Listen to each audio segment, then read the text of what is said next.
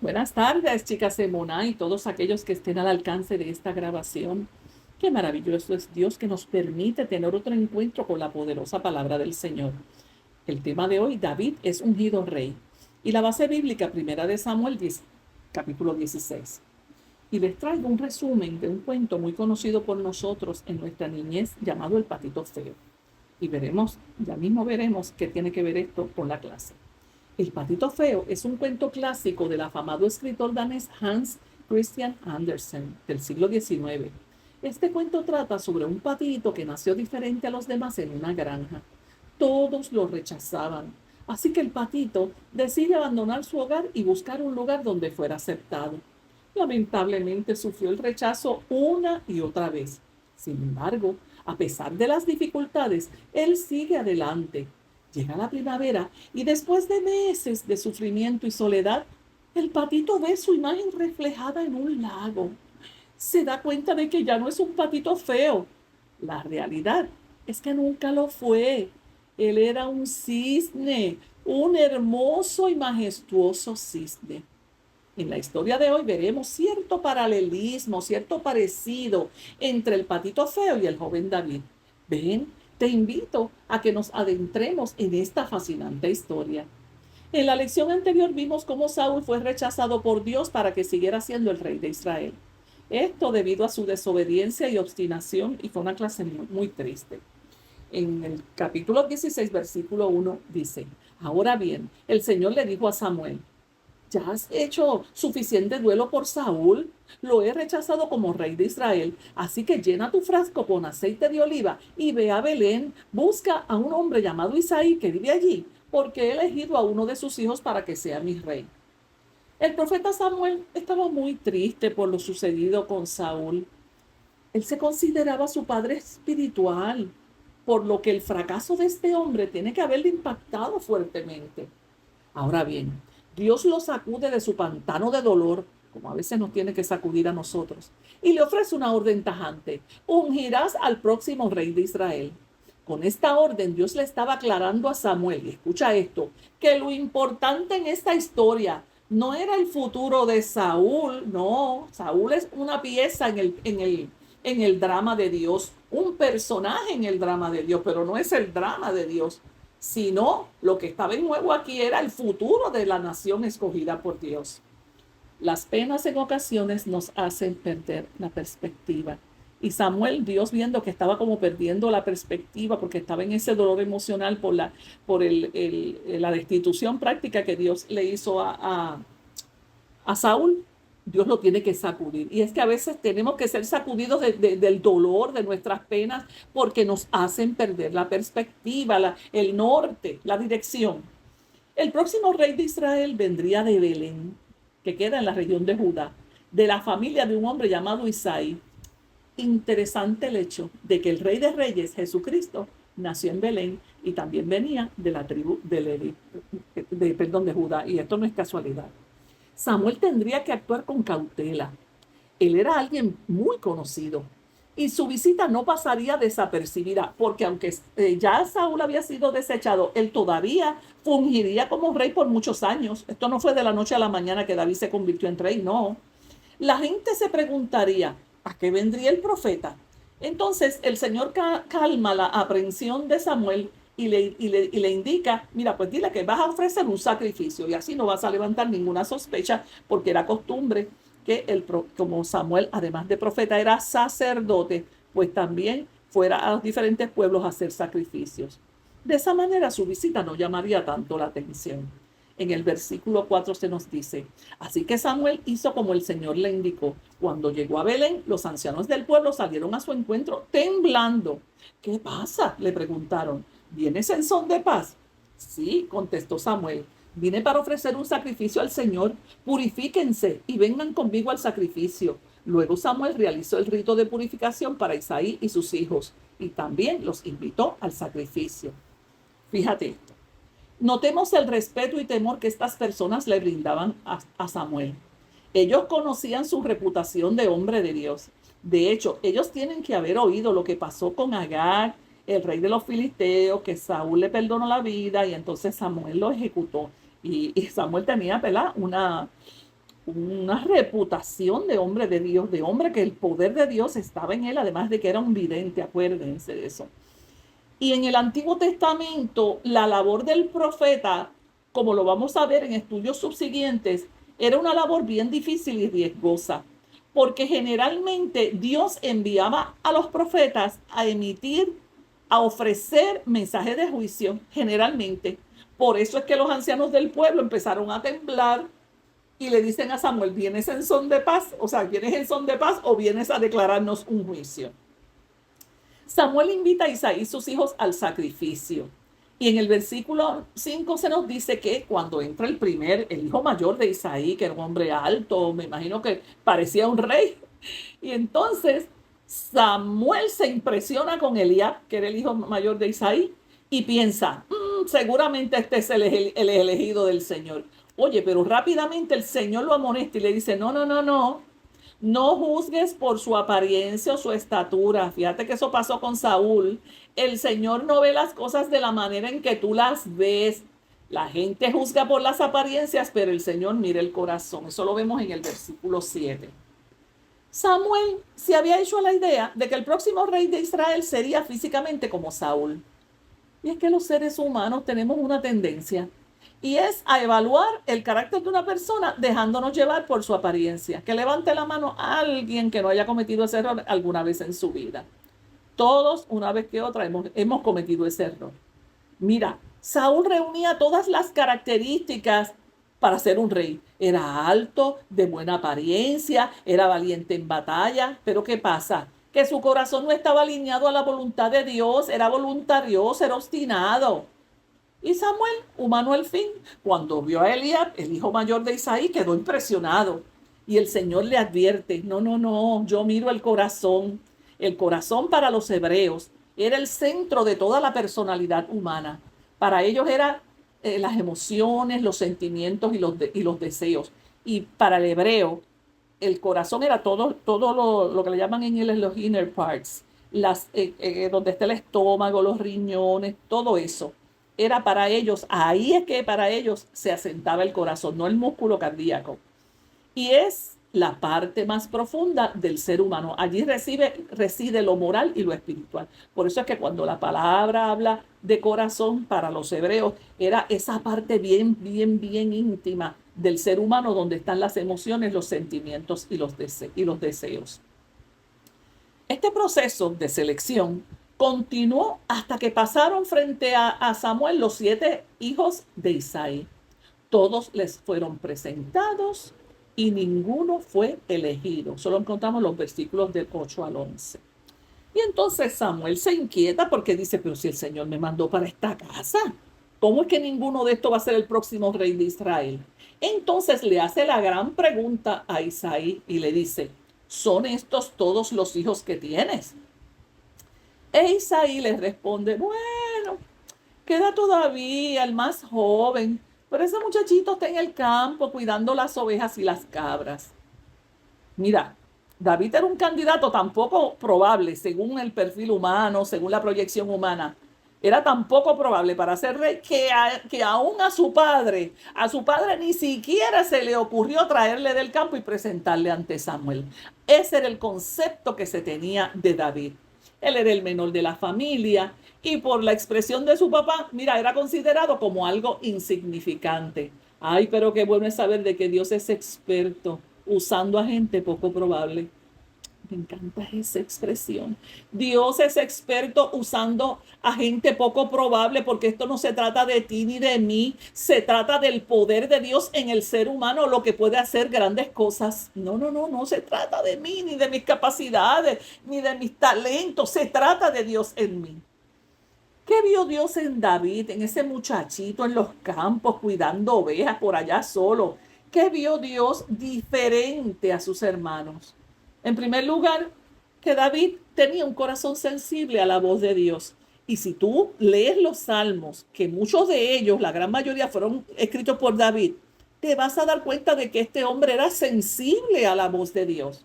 En segundo lugar, era un hombre que reconocía los errores, no era obstinado. Y es que la obstinación, como dice Proverbios, antes de la caída viene la soberbia, el orgullo, la obstinación. Este hombre reconocía sus errores y lo vamos a ver más adelante. En tercer lugar, era humilde. ¿Y sabes qué? Mira la definición que te voy a dar de humilde. Humilde no es que el que anda con ropita barata o que es pobre. La gente cree que eso es una persona humilde. No, no, no, no. Humilde es aquel que depende enteramente de Dios. Eso es una persona humilde. Uno que aprende esa definición. Humilde es aquel que depende enteramente de Dios. Que no se apoya en sus propias capacidades ni en su propia prudencia. Y otra cosa que David era diferente a sus hermanos, que él cultivaba una vida de comunión con Dios. Los salmos son canciones, poemas preciosos, donde este hombre expresa de manera magistral, como un poeta que era, cómo él anhelaba la presencia de Dios en aquellos parajes solitarios, cuando lo abrumaba el miedo, cuando luego entonces, como lo vamos a ver más adelante, empezó a recibir la persecución de Saúl, como Dios fue su sustento. Por eso esos cuatro elementos podemos sacar así a vuelo de pájaro que David era se destacaba sobre sus hermanos. Y escucha esto, mientras Saúl daba zigzags en su camino con Dios, un poquito ahora estoy con Dios, otro día estoy desobediente, otro día estoy con la obstinación, pues mientras Saúl daba zigzags en su camino con Dios, ya el ojo de Dios había detectado un joven con un corazón con tal disposición para hacer su obra. Mira que no importaba su aspecto físico, su lugar de la familia, su experiencia o sus capacidades. Aleluya. David fue músico y compositor de salmos. Los salmos, como te dije, son poemas, son canciones. Y la temática de los salmos que te invito, después que oigas esta clase, léete par de salmos. Es que son preciosos. Y los salmos reflejan las emociones del ser humano, de cualquier ser humano a través de los tiempos. No caducan, son vigentes para todas las edades. Pues la temática de los salmos refleja el carácter de Dios. ¿Cómo era el carácter, perdón, de David? David era dependiente de Dios, era agradecido y era transparente, sincero. Tres características que las vamos a ver cuando estudiemos más a profundidad al personaje de David. El versículo 12 y 13 dice, Isaí mandó a buscarlo y se lo trajeron. Era buen mozo, pelirrojo y de buena presencia, pero tampoco era que era un hombre altísimo y guapísimo, así como Saúl. No, ese no era el caso. No tenía experiencia de guerra. El Señor dijo a Samuel, fíjate, cuando llegó ese chiquitín allí, ese muchachito adolescente casi, el Señor le dice a Samuel, este es, levántate y úngelo, aleluya. Me imagino que Samuel asustado, ¿tú estás seguro, Señor?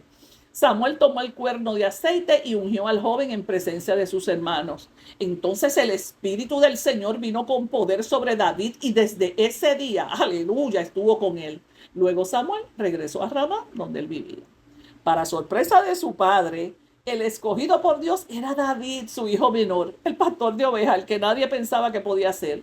Samuel tomó el cuerno donde depositaba el aceite y ungió al joven ante la mirada estupefacta. Yo me imagino a los hermanos con la boca abierta viendo que ungían a David.